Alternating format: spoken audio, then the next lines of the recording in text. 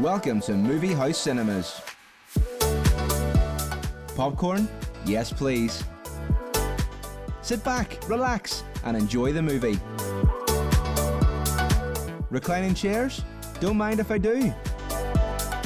Action, thriller, romance, we got it all. Discover the cinema today.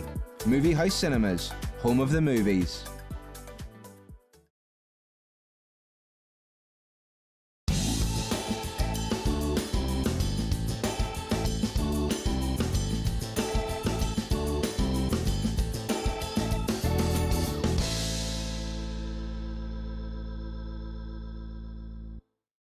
Good evening, and welcome along to Rob and Elliott tonight. Good to have you with us once again. So who's coming up on the show this evening?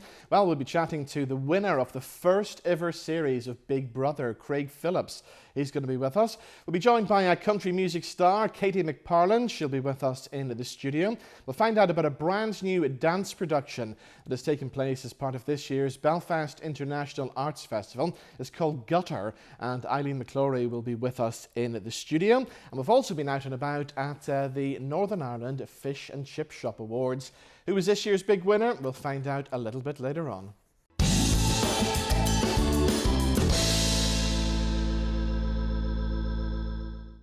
But as always, starting off the show this week, wearing the same outfit as he did last week, Mr. Showbiz is here with all the big talking points. See, this is very PC. I'm reducing my carbon footprint. But you are too. You definitely wore that jacket last week. See, we were inspired by talking to Gok Wan last week. There you go. I like me wearing glasses because of it again. Look. There you go. That's what it is. I like Gok. I'd like him too. He was very good last week. I have some nuts.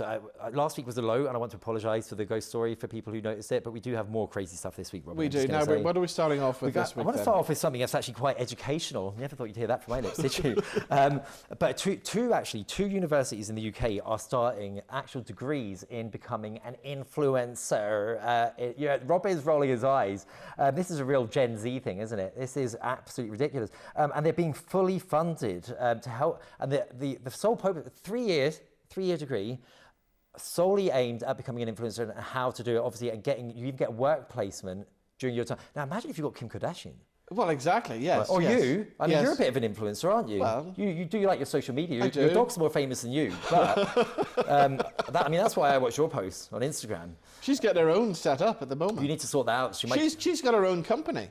She's got a company. We don't need to read my... This is, Mia the Cavapoo has got her own company, setting her up with her own page at the minute because she's got that many endorsements coming in.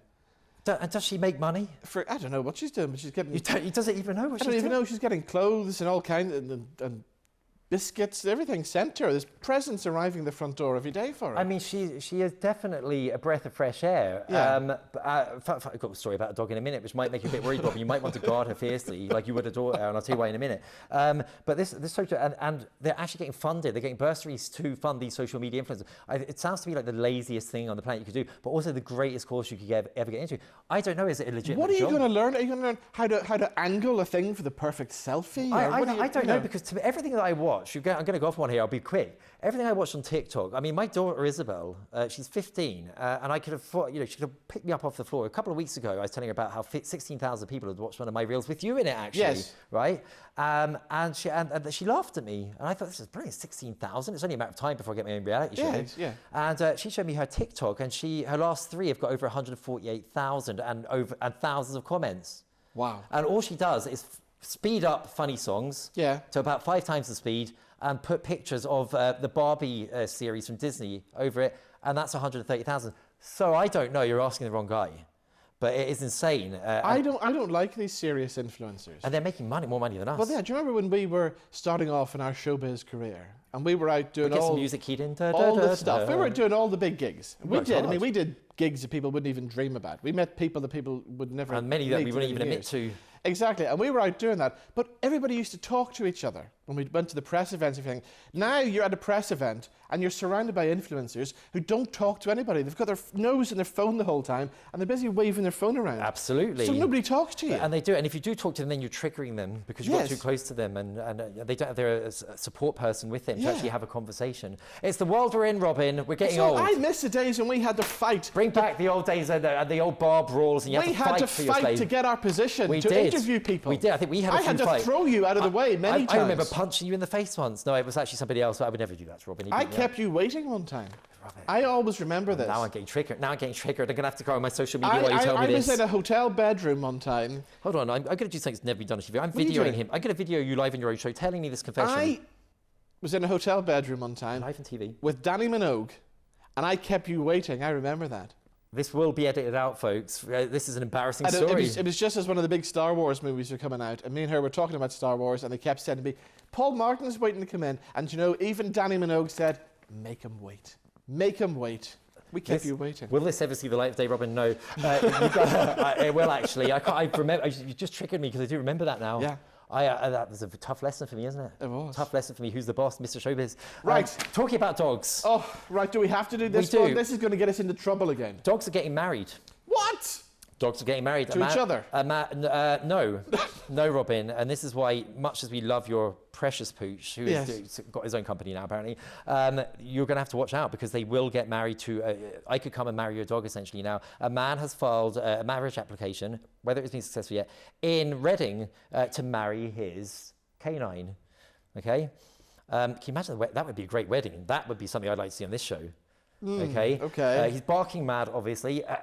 Brilliant. And he says that it's now this is where we're getting, by the way, in the modern world of everybody being offended. He says he wants a relationship like this. No, gay people can get married, rightly so. Okay, people who identify as everything on the planet, including a lemon, which is me on this show every week. He should be able to have his right to get married to his dog. But does the dog get a say in it? That's my question.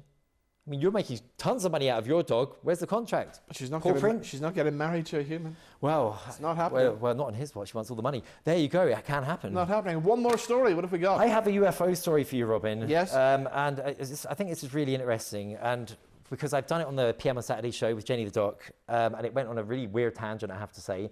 It is now a legitimate excuse to get off work. Apparently, if you ring in sick or for a day off because you were abducted by a UFO the night before. This has been used. Now, this information came out as part of a survey from Indeed, who are the big job agency online, as you know. So we're not talking about some silly story in the Daily Star. No offense, Daily Star. There's been a massive peak in these people saying, I was abducted by a UFO, I need time off work to recover. But it is happening. There's been a peak in it, and it's a legitimate excuse, kind of. It just gets more crazy every single week. Paul Martin, thank you so much. Do you want to hear some country music? Oh, I love a bit of country. Katie McParland is waiting in the wings. Here's her brand new single, the countrified version of Have You Ever Seen the Rain?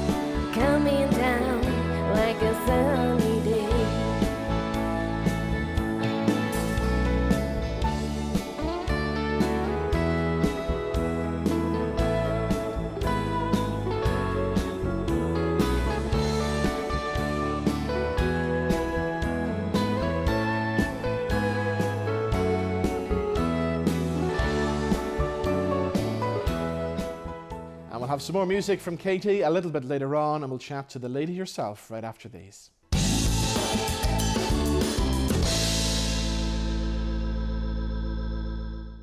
Heading to the North Coast? The Jet Centre in Korean offers entertainment for everyone.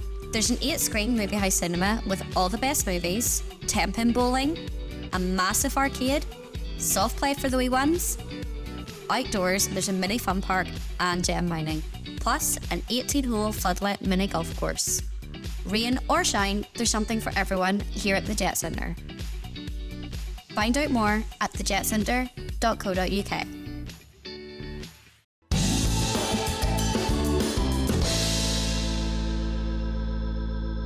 So welcome back to Robin Elliott tonight. So we've heard her perform already with her new single, Have You Ever Seen the Rain? Let's meet the lady herself. Katie McParland is in the studio. How are you? I'm so good, Robin. How are you? Very well, thank you. It's been a while. We were at the Country Music Awards at the start of the year together, weren't we? Yeah, and it feels like yesterday. Yeah. And you're still looking well. Thank you, and so are you. Thanks very much. No glitter today. No glitter today. So since the last time we spoke, you've had the album out. Yes. Have you ever seen The Rain, the single as well? Yes. And the video that we saw there is just fabulous. Yeah, it's the brand new video, and it's completely different because it's a live studio video that I've done this time. But that's actually my second recording that I've done at the Ivory Sessions now, and do you know what? I absolutely love it, and definitely would recommend any artist to go down there. You know, you're getting your video and your single, and it's just a really fun place to be, and it's a new sound for me as well. It is, isn't it? Yeah, I'm kind of like moving out of the old type of country into the more modern sound, and I'm loving it. It's definitely the direction I want to go. And that song is one of my favourite songs. Did you know that? Yes, and do you know what? I was trying to think of a song that everybody knows, but no one's really touched it, especially as a country song. And then I was trying to think, well, why not pick something that's maybe slightly out of country and country-fied? Yes, yeah. So I'm delighted with the reaction of it. So you've done that. The album, as I said, is out as well. You had the big launch party recently. So how's the album going for you then? The album's going really well, but I feel like the album's been out for years, because when I started recording it, it was just before COVID. Yeah. And then lockdown hit, so it seemed like, well, it really was years in the making. But I was so delighted just to get it finished and to have my own wee night and to put a spin on it, and now I have something to show for the work that I've put in as well. Exactly. The gigs are flying in for you as well. I see you all over the place. I can't believe it. Like, you know, I didn't think I would ever get this busy again, not through like lack of work or anything like that, just because it has been tough really on all the artists. But really this year, I just haven't stopped, and it could be any type of gig as well. You know, it could be a country concert, it could even be a nursing home, a pub, a club, but every gig, I just love every single one of them. And you've got some down here in Belfast, I see as well. I know. You're in the Glen Owen, aren't you? Yes, I'm going to be a regular there as well. Really? And they love the country music. Yeah. They've never touched it. No. And they were like, do you know what, we're going to give it a go. See, the first night I was there, it was like the best night out ever. Really? Yeah. I'm going to come up sometime and see you. Do come up. It's actually the best night's crack. I'm going to be doing some Christmas parties there this year. Well, so definitely come for a Christmas party with you then, yeah. Yeah, and Botanic Gardens, I was there as well last Sunday for the autumn fair. Yeah. It was a great day, even though the weather nearly blew the head off everybody that was there. And I should have sang Have You Ever Seen the Rain that day? Exactly, yeah. Flew away. But I'm so glad to be going to new venues and all over the country, and you know, I'm super grateful. So tell me about you then. Were you always destined to be a country singer? Was it something you wanted to do from an early age? I loved musical theatre growing up, and I love acting, and whenever I finished studying, I kind of went into a wee bit of journalism and media. That was my studies. But my dad was in the show band, so I always knew in the background that I was going to take over once I got through my phase of loving the boy bands and stuff like that. So, but I always loved the lady artists, loved Philomena Begley and Susan McCann. They were always my inspirations, and I loved Daniel O'Donnell as well. So someone was always destined in the family to take after Dad. Yes, yeah. So then I just went out to a couple of wee gigs with them, and that was really it. Just stuck. And what's the scene like at the minute for a female country artist then? Well, do you know, I think it's tough for any artist, and I do think that the girls do have it tougher to kind of break through into the scene, do you know, but I think it just all boils down to how much work you're prepared to put in, and you know, how far you're willing to take your music. I don't really say that like, oh, I want to be the next like Nathan Carter. I'm so grateful, especially after lockdown, to get any opportunity. Yes, yeah. So I'm just delighted to be busy at the minute, but it is tough for the girls, it really is. What about Philomena and Susan? Because they're always around and they're always there to offer advice and help, aren't they? Yeah, and you know, but people say never meet your idols, but I am super grateful for them two ladies, and they are just as lovely in person as what they are on TV or anything you imagine them to be. They're that and more. They really are idols. And Johnny Brady, I love Johnny Brady at the minute. Like, I love his sound, and he's also a really, really nice person as well. And you know, I'm so delighted and still in shock sometimes when I get put on these wee lineups before these big stars, and I'm like scratching my head and thinking, huh? Tell me about the radio show as well. You're on the radio, aren't you? Yes, and it's gone so well. I'm like, huh? Celtic Country. Celtic Country. Every Friday I do a wee show at 7 o'clock, and I done a wee Facebook Live a few weeks ago because I don't really often do them. And I get thousands and thousands of reactions. I couldn't believe it. I was like, what's going on here? But it is doing really, really well. And I think Celtic as well has given me a massive platform for being able to showcase my music. And also I get to showcase local artists that don't always get the chance to progress anywhere. So I do love giving lots of people opportunities as well. Of course, our wee friend Cara McGillian's on there as well. Yes, Cara is on Celtic Country as well, and she's doing super well at the minute as well. Brilliant. Doing super well. So what's next for you then? What should we be looking out for then? Well, I've just released this new single, which I'm absolutely in love with. I am going to be going back down to the Ivory Sessions before Christmas, and I'm going to be working on a lot of my original material as well. Brilliant. So I think it's about time. I've focused on doing covers and stuff for so long, and I do want to kind of start working on my own music. Excellent. Well, we have an original song coming up next. We're going to play Our Love. Tell me the story behind this one. Well, Our Love, you would think it was maybe about my own love life, which is non-existent, Robin. So I decided to write Our Love, showing the love that my mum and dad had as a couple growing up. And that's what everyone would aspire to be like, to have that type of love. So that's what I wrote it for. Okay, we're going to play it now. Katie, good to see you. Thank you so much for coming in. Thank you. So here she is. Here's Katie with Our Love.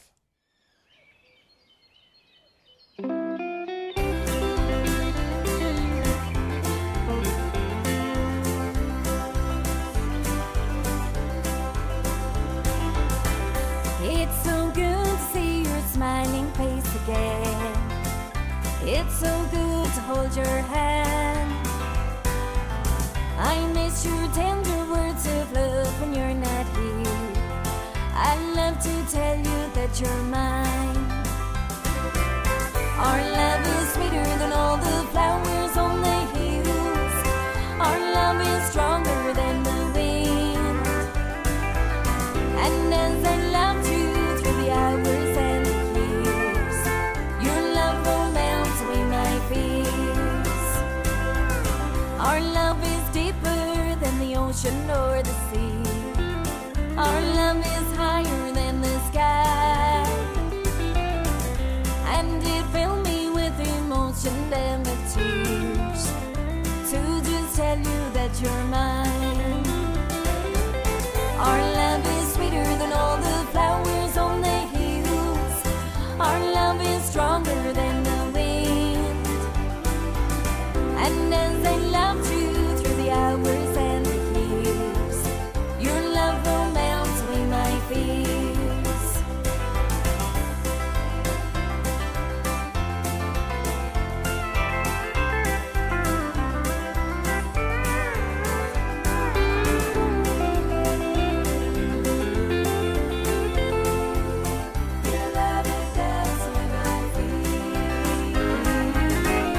It's so good to run my fingers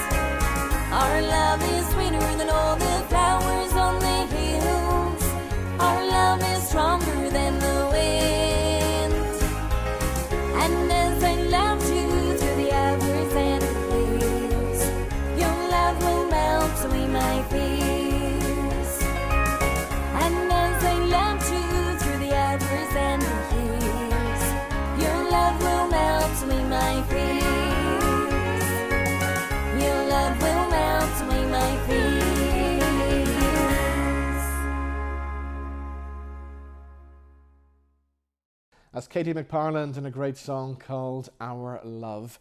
Now, still to come on the show this evening, we've been to the Northern Ireland Fish and Chip Shop Awards at the Europa Hotel. We'll find out who all the big winners were before the end of the show. And we're talking about eco home upgrades with the winner of the first ever series of Big Brother. Craig Phillips is on the way right after these.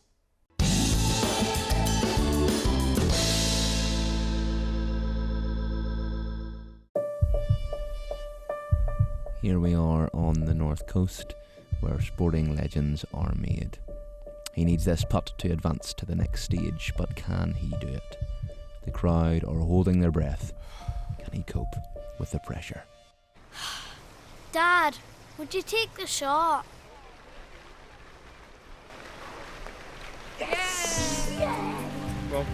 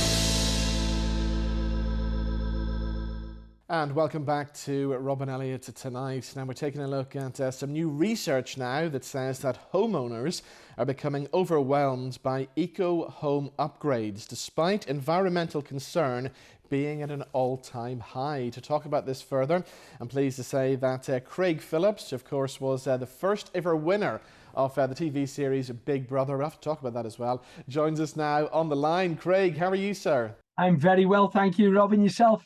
Very well, thank you. Good to see you again. So we're talking about home upgrades now, and the good news is that homeowners are concerned about the environmental impact, but they're becoming overwhelmed when it comes to making these home upgrades, aren't they? That's right, and I was quite surprised to see the actual facts and figures come in recently by Santander that 70% of people were concerned about the impact that they have on the environment, but the same amount of people were a bit overwhelmed as well. You know, 1 in 7 people were overwhelmed in what to do, how to do it, concerned about the costs of what it's going to be. You know, I think 30% of people, 31%, we're thinking and automatically thinking you've got to invest around the £20,000 mark to make retrofit home improvements to the house. Now, that is not the case, you know. Of course, if you've got that amount of money, there's amazing things you can do with solar panels and ground source heat pumps, and we'd obviously urge people to get the professionals in to do that type of work. However, a good majority of people haven't got that budget. So I wanted to team up with Santander to try and work out what are the cheap, inexpensive, quick fixes that they can do themselves to make their homes a little bit more greener. And the top 5 we came up with was LED lights, where, you know, 10, 15 years ago, it was an expensive change and it did put people off. It's proven it did put people off. Nowadays, I bought myself some only a couple of weeks ago, a couple of boxes, and when you were buying them in a box of 12, they were working out about £1. So in my view, there's no excuse. Change all them old halogen lights to LED bulbs, and that will make a big difference over time. You know, all these little small tips that we're trying to offer people, they're not going to make a difference overnight, of course, but month after month, year after year, and certainly now this winter weather's coming in, we know it will have a big impact and it's worthwhile doing. Gaps as well around the house. I urge everyone to just go home, have a little feel around their doors and windows, or certainly of a night time when the temperature's dropped and the wind air's coming around. If you're getting a small draft under the bottom of your door, even round the sides or the top and your window frames and sills, etc., warm air will be escaping and your energy will be getting wasted. Your boiler will be producing more hot water to circle around them radiators or underfloor heating, and sadly it's escaping through them gaps. So fill them with some draft excluders, or you might even need to use some silicone or even expanding foam, around pipework that goes out to the window, or even outside. Look at your UPVC windows. If the old silicone there might be 10 or 15 years old, it might have come out. You might have gaps in there which cold air is weeping its way through. They're quick and easy fixes that can be done for £10-20, and anyone's ability there. Loft insulation, I think 37% of our houses, we are losing or wasting heat, let's say, through the loft. And when we speak to many people, I go to trade shows, Robin, and I say to people, have you got insulation in your house? And they say, yeah, we had that done 10 years ago, 20 years ago. I said, when was the last time you checked it? I haven't checked it, to be honest, So I urge people, have a good little look at it. Do a little bit of research online. Over on Santander's website, they've got links to different things. Now, if your insulation is poorly performing or starting to kind of just basically wingle away, up there, because it does the material it's made from does kind of settle and it doesn't become very active. You can top it, you can buy some more insulation, roll it out crosswise so you're blocking any gaps across the joists and the rafters up there, and basically insulate the top of your loft space if it's safe, of course, to do so. That's worthwhile people doing. Radiators, we were talking about this with the girls in the office this morning. We know about bleeding our radiators. If they're cold at the top and hot at the bottom, there's cold air trapped in there, and your energy be working. Your boiler will be working twice as hard trying to heat up that warm water and push it around the house. Get yourself a little radiator key, untrap that air at the top. You'll hear it weep its way out. That warm water will then come up to the top. They'll run more efficiently. That is certainly a big step in making your house perform more greener. And then you can get the reflector strips that can be glued onto the wall behind the radiator, so your radiator's producing all this nice hot water inside it now. There's no cold air getting trapped into it, and you want it to be pumping out into the room, not penetrating into the wall and getting trapped in there. So put the reflector onto one side and that will push it back out in the room. Again, this small, quick, easy DIY tips, but can save you a lot of money and energy going forward year in, year out. And insulating your cold pipes as well. People think, I only insulate the pipes to stop them bursting in the winter, which it does, and you should be doing it for that reason. But also, if you're containing the heat in those pipes, again, your boiler isn't having to be worked twice as hard when it's pumping hot water right round the whole house, even up in the attic, the cold areas and the basements below. So them small 5 little tips there, Robin, can make a huge difference altogether. And do you think there's anything that the government should be doing to help homeowners and renters then?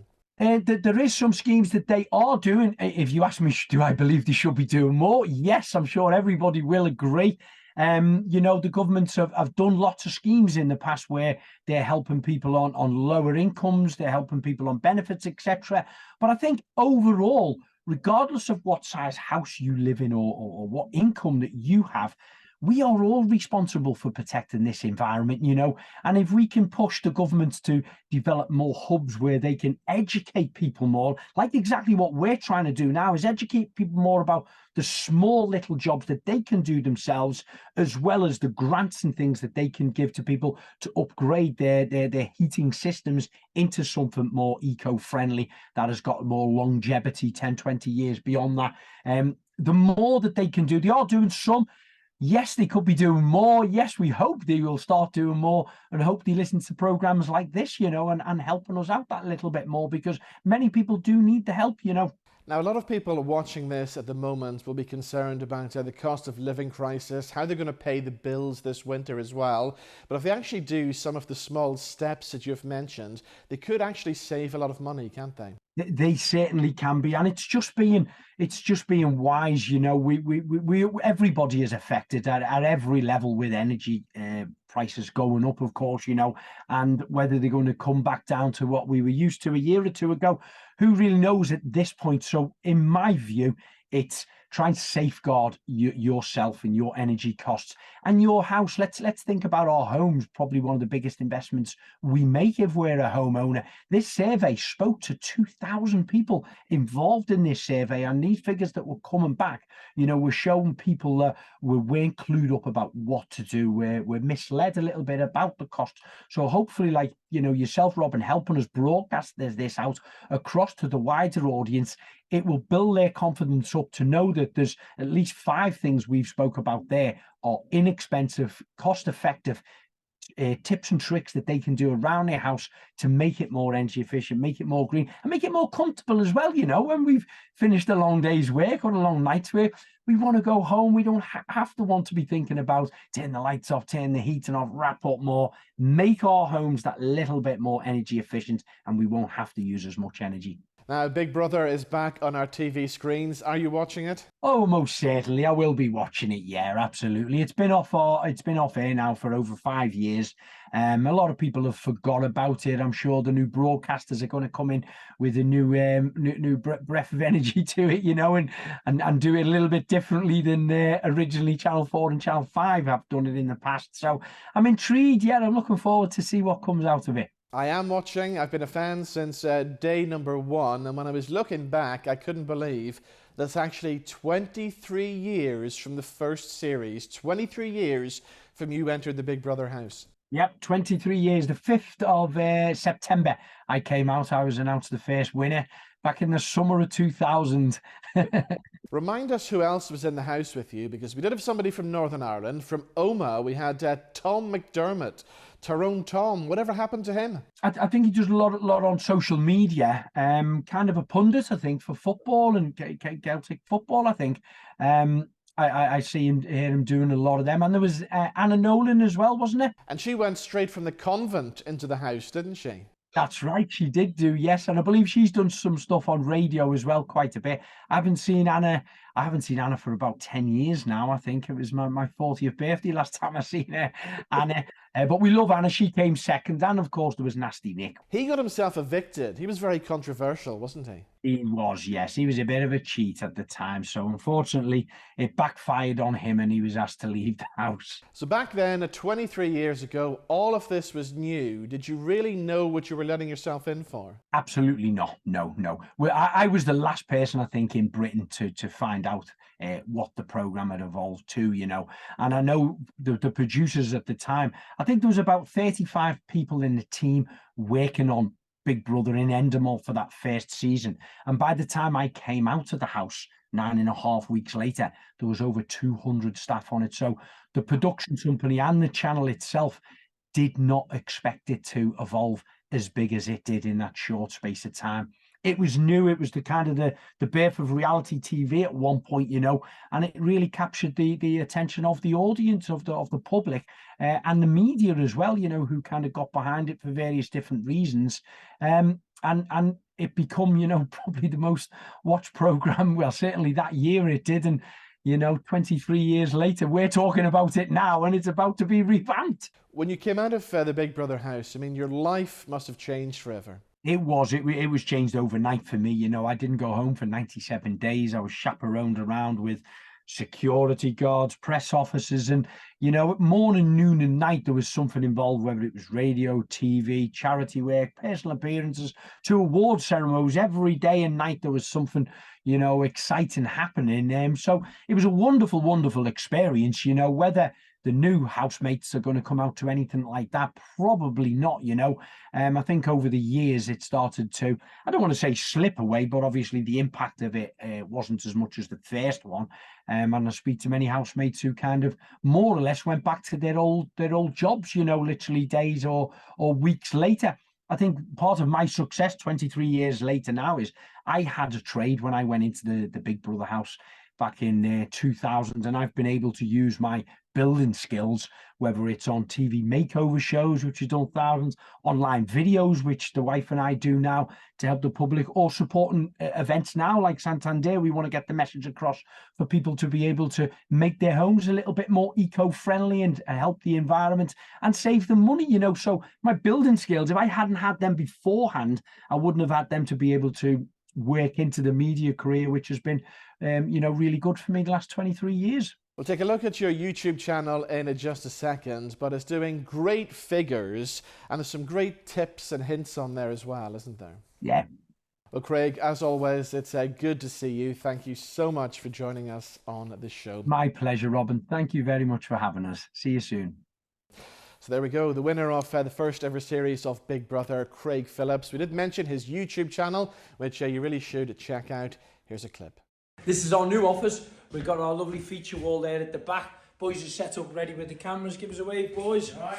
Cameras and lights, and we've got this big, ugly roller shutter, which was great at the time, served its purpose when we were using the workshop. There's a drive-in here for the vehicles, but now it's going to be our new office when we've got our lovely flooring down. This is redundant, so we're going to build a stud frame, which is this here at the back.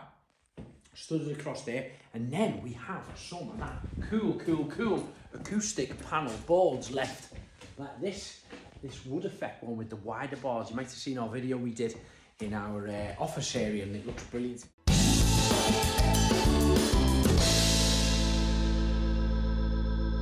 Okay, so from a Big Brother to an exciting new dance piece. It's called Gutter. It's by Eileen McClory, and I'm pleased to say Eileen joins us now in the studio. How are you? Yeah, I'm good, yeah. Good to see you. You got very excited by Craig there, didn't you? I did. I'm a top fan. I follow him on Facebook and stuff. So did you watch Big Brother from the start then as well? Oh, yeah. The first series of Big Brother was just the best for me. They were just normal people just going about their day. Like, how is that interesting? But it was just brilliant. There's something about it. You had Tyrone Tom. Yes, remember him? Oh my God, yes. You had Anna Nolan, the nun. Yes. And you had Nasty Nick as well. There you go. Nasty Nick. Yeah, but of course you don't get days like that. No. It is back, but it's not really the same, is it? Yeah, but then they had Celebrity Big Brother. Yes. And I got well into that. Yeah. Because that was just like chaos. Do you know? It was just craziness. And it was almost like some kind of a social experiment. Yes. That's right. Like, my husband would be like, why are you watching that? I'm like, I'm obsessed. It was just to see where people put themselves in these positions, and it was almost like torture in a way. Yeah. You know, because they were set up in a way for failure, but it's great TV. Who's your favourite contestant of all time? Mine had to be Nikki Graham, who's sadly no longer with us, but Nikki was lovely, wasn't she? Nikki. I loved Brian. Yes. Brian Dowling. Yes, yeah. I loved Brian. I liked that series was great fun. And then I think my favourite celebrity one, there's too many. There is, isn't there? There's too many, yeah. Rula Lenska and your man doing the cat thing, do you remember that? Oh God, yes. Awful TV to watch, wasn't it? It was toe curling. It was, yeah. But can't stop watching it. Anyway, you got to come on the Big Brother podcast with me. Oh my God. As well. We'll get you on that. Oh we'll get you on that, yes. definitely, and talk about the new one. Anyway, going to talk about your exciting new dance show, which is part of the Belfast International Arts Festival. It's all about journalism and stuff. Tell us all about it. So it's called Gutter, and it is part of the Belfast Festival, and it's commissioned by the festival as well as part of their Artist in Residence programme, which I was in 2020. And it explores modern day journalism, broadcast journalism, and the kind of the murky depths of the cutthroat nature of it, trying to get that next story, and which is more important. Is it the ratings? Is it the free speech? Is it the free press and the content? How are you going to get on social medias? How are you going to get on those kind of platforms? So we kind of explore that. The timing's kind of right when you think about what's happening on things like GB News and the things that's happening with Russell Brand and stuff at the minute as well, isn't it? And and it's almost like, I mean, I couldn't have predicted a better thing to happen just before my show opens.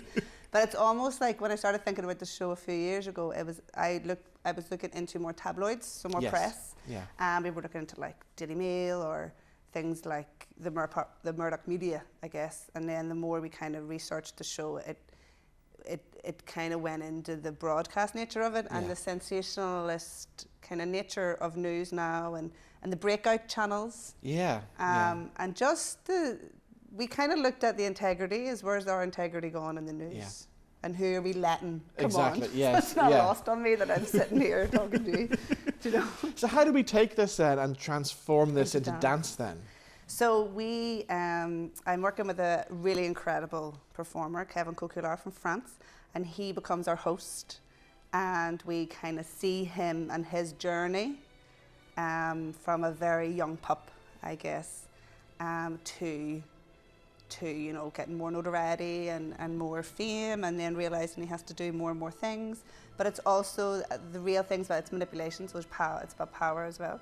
So it's not just Kevin that we're watching Kevin listen to his producer, and we're watching Kevin play to a camera, and we're watching Kevin play to his audience, and it just gets more and more entertainment, and it's abstract in its nature. So we see Kevin conduct a debate with lots of spicy words that we've taken from a Good Morning Breakfast.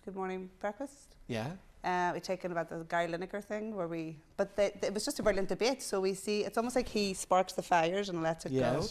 He has a class little waltz with the camera.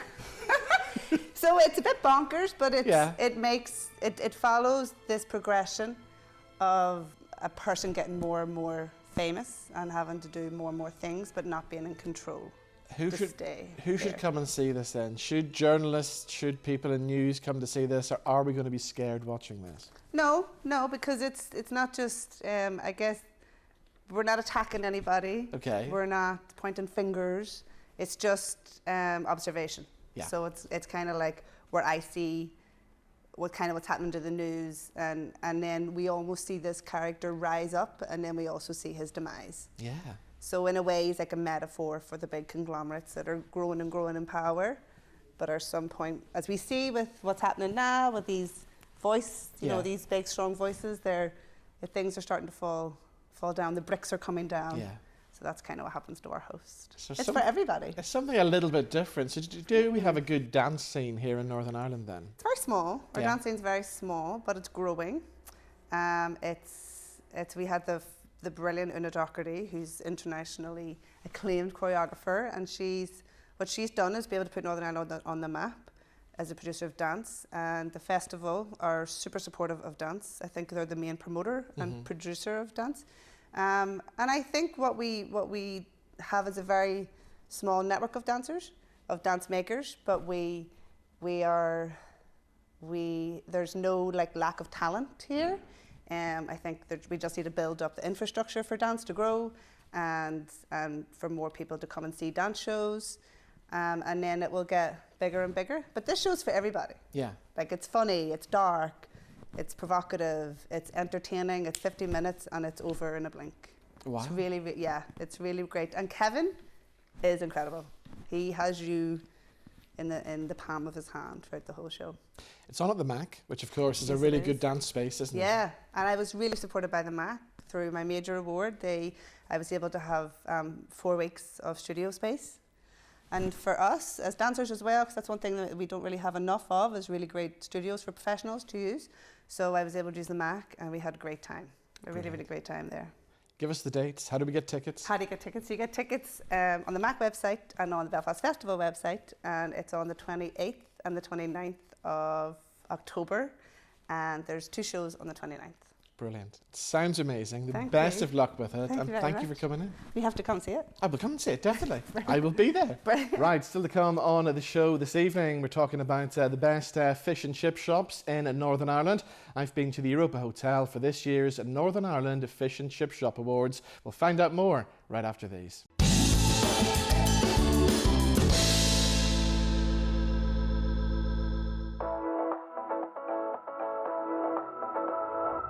Let the good times roll at Super Strikes at the Jet Centre. You can now book your lane online. We've got 14 bowling lanes and 4 mini bowling lanes. Plus we serve delicious hot food and snacks, or enjoy a cold beverage with your food after the game. Discover bowling today at the Jet Centre. Jet Centre. Entertainment for everyone.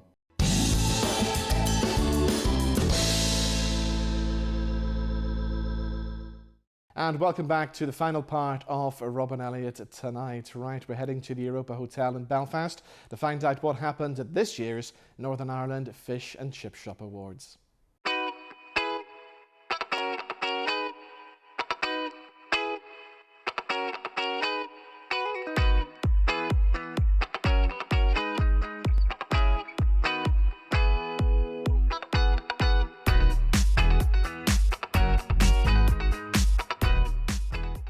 Okay, so here we are. The Northern Ireland Fish and Chip Shop Awards are in full flow this evening here at the Europa Hotel. We got our first winner of the night. Who are you? What have you won? Hi, I'm Anita McBride, and I've won, I think it was the best fish fryer in Northern Ireland from the Catch in Kilkeel. Fabulous. Yeah. Okay, now I've been there. Oh, very good. I have been there. It is good. It is good. And you're frying the fish in there, are you? Yes, yes. Every weekend. Fabulous. So tell me this, what does it take then to become a fabulous fish fryer? A lot of dedication, a lot of experience. It takes time, so it does. Time and effort and a lot of patience. Yeah. So it does, yeah. Taking good quality food and just trying your best, basically. Yeah, exactly. Now, what about the batter as well? Because I like really nice crispy batter. Yeah, well, our batter's all homemade, so it is from scratch, just from the very, very start. So there's no bought-in stuff, and it's not just made up of water. It's all special wee ingredients go into it. So. Fabulous. So you're our first winner of the night. So what does it mean to you to win this award then? Oh, it's delighted. We won Best Chip Van Trailer last year, so we did. So we're absolutely delighted. I don't think this award was on last year, so I'm absolutely gobsmacked. I didn't even know I was awarded for it. Didn't even know I was up for it. Yeah. So absolutely delighted. Yeah, fantastic. Fabulous. Okay, next up, some guys that I know. I've actually eaten in this place. They've just won the best chain of fish and chip shops. Tell us who you are then. We are Doc's Fish and Chips, Newcastle, Downpatrick and Ardglass. Now, I've been to 2 out of the 3. 2 out of 3 and bad. In the words of Meatloaf. Tell us what makes your fish and chips so good then. Everything is cooked to order. We put our life and soul into it. It is just everything we are. We absolutely are so proud of everybody working for us. We think we have the best staff and the best shops in the world, but we put our best into it. I think it's difficult in the industry at the moment. Yeah, costs are absolutely mental at the minute, so you're doing your best and trying to keep them down and trying to give the best service and give out the best food. Well done to us and well done to all the winners. Exactly. So tell me, what makes a good fish supper then? Well, what do you guys do that's so different from everybody else? It's not one thing on its own. It's a number of things that we're very particular about. We've been doing this for some time, and the early days were difficult in bringing about or experimenting with what we did and how we did it, etc., etc. But at this stage of the game, we believe we've got a product that is second to none.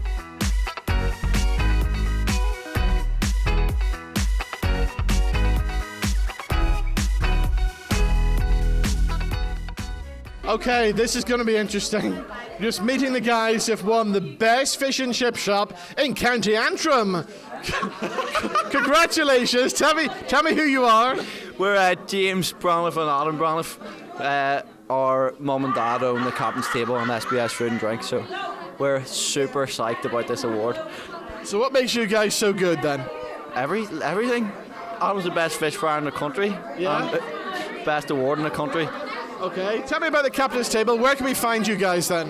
We're in Glengormley. I've been there! Yes! Did you like it? I did like it! I did! I came in and had a nice sit-down fish and chips one night. It was gorgeous, yes! Yes, we probably fried the fish. It's good. Tell me this, what does it take then to be a good fish fryer? Just hard work and family business. That's all it takes. Yeah. What does it mean to you guys to win an award like this then? Everything, just been waiting on this my whole life, pretty much. Okay, another winner joins us tonight. Tell me who you are, what you've won. Gourmet Grill Warrenstein, but this is Gareth. Best County Armagh chippy. Okay, so tell me this, what does it mean to you to win an award like this then? All the hard efforts paid off. Yeah? Yeah. Yeah. Is it hard work running a chippy? Long hours. Long hours. Long hours. So what does it mean? Tell me how good your chippy is then. Everything's fresh and local, and that's the way we want to keep it. Fabulous. Yeah. You don't say much, do you? Nope. No, Keep exactly. the customers coming. Yeah. That's it. We're customer driven. The customers decide what they want. We supply them. They're the ones that come back to us time and time again. Brilliant. Okay, let's meet the best newcomer now. Tell me who you are. Morrison's Chippy. Tell me what makes Morrison's Chippy so great. We're the best. Yeah? Why? Why? The team. The team. Everybody. Yeah, you see, everybody's... Hard work. Yeah? Yeah. Obviously good food as well. Pays off. And good food. Good food, The obviously. best owners. Really? Is this one of the owners here? Yeah? 110% best owners.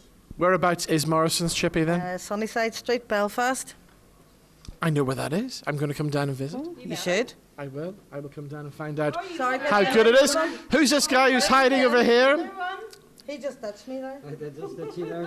Jim, they tell me I have to chat to you. So tell me all about the Chippy. What makes you so good then? My staff. Yeah. Yeah, staff are good staff, so I believe they make it good for me. Everybody said that tonight about how good the staff are, they're making the Chippy and all the rest of it. But you guys are under a lot of pressure at the moment as well, aren't you? 15-hour days and stuff, so it's good. It's well worth it when you win things like this. So. Exactly, especially best newcomer. How long have you been in business for? 7 months. Wow.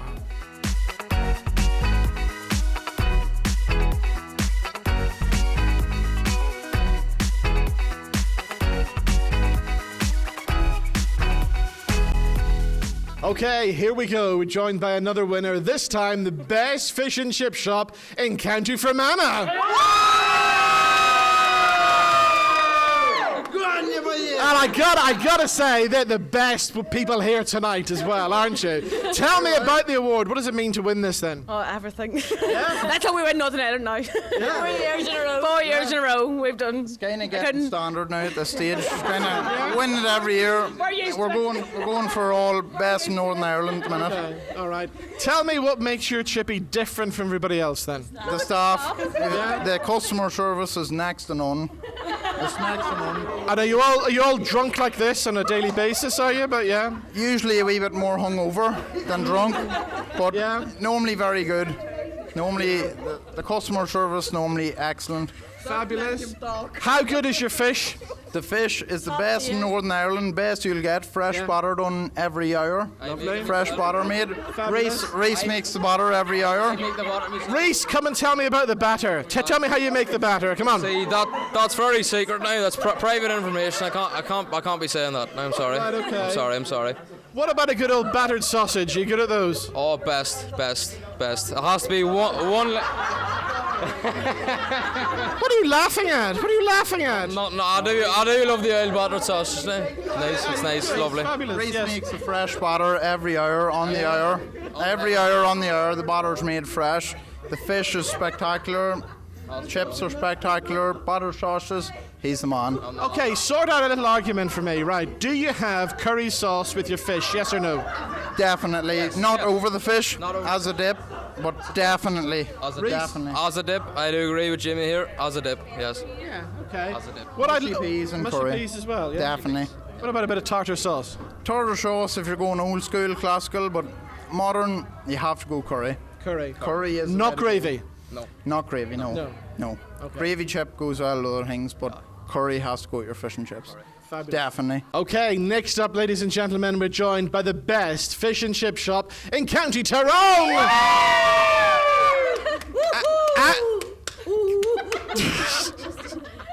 Calm down, okay. The liveliest fish and chip shop in County Tyrone. I'm going to pay you guys a visit.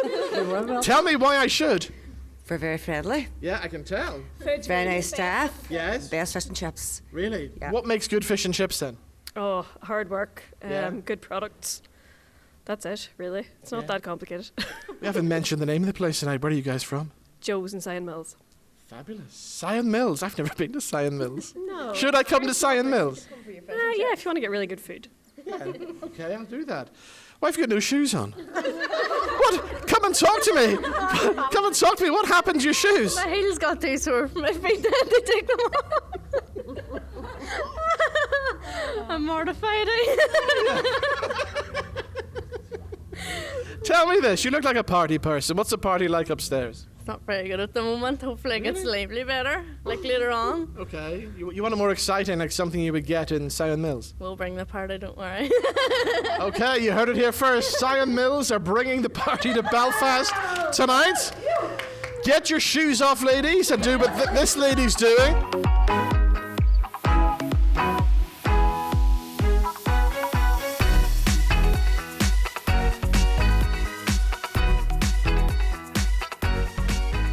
Okay, remember what I said earlier on? I said 2 out of 3 ain't bad. These guys have just done the double, the best in Northern Ireland! Wow, that's pretty special, isn't it? Special. We're absolutely speechless, thrilled to bits. Cannot thank AB Events, and this, like tonight has just been, woo, absolutely thrilled. Fabulous. Are you going to go up now and party the rest of the night away? Yes. We had absolutely no idea and absolutely never expected this. It was just, do you know what? This is a reflection on the team behind us. Our team is absolutely priceless, the best team. Do you know, it's something that's been said a lot tonight when I've been chatting to people, is in the chip shop industry, the staff are so important, aren't they? Our staff have been with us from day one. 17 years, 10 years. You've been with us about 10 years. 10 years plus. Where's Jolene? Our guys have been with us from the word dot, and we couldn't do it without them. Yeah. They are the backbone of the whole operation. I'd just like to say a massive thank you to all the staff that aren't here tonight, because without you it's not possible. So thank you very much. Okay, next up, the Galley at Annalong have just won the best in County Down. Okay, tell me all about the Galley at Annalong. What makes you guys so special then? Tell me all about it, Mark. All support the local community, do everything we can for the local sports clubs. We employ 60 staff and do our best for the community, and I can't be proud of everyone in our team tonight, and thank you very much. Fabulous! Who else is going to... Let's talk to one of the girls this time. Of course, you couldn't win an award like this without your customers. Get the... Our head chef. Head chef, come in and join me. Come in and join me. Right, head chef. What I would love you to do is look into the camera and do a big thank you to all your customers. Thank you. No, don't do that. No, listen. You'll do it. All our staff work very hard. Everyone behind the scenes. There's a lot of people that are there. I see her. We have a lot of loyal customers come to us every single week, and we just can't thank them enough for all the appreciation they give us. So yeah, thank you. Guys, congratulations. Thank you. Thank you.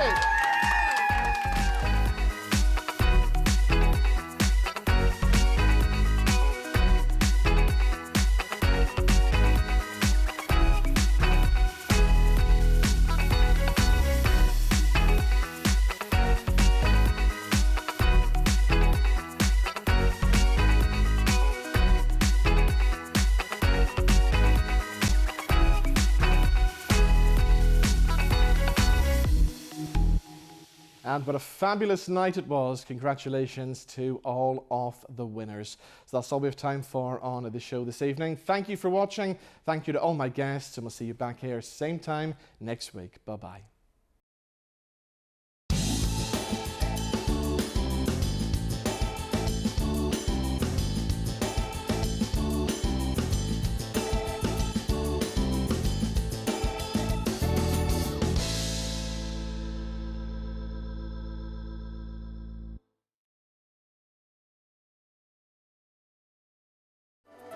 Welcome to Movie House Cinemas.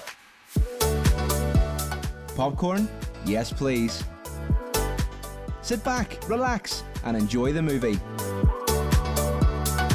Reclining chairs? Don't mind if I do. Action, thriller, romance, we got it all.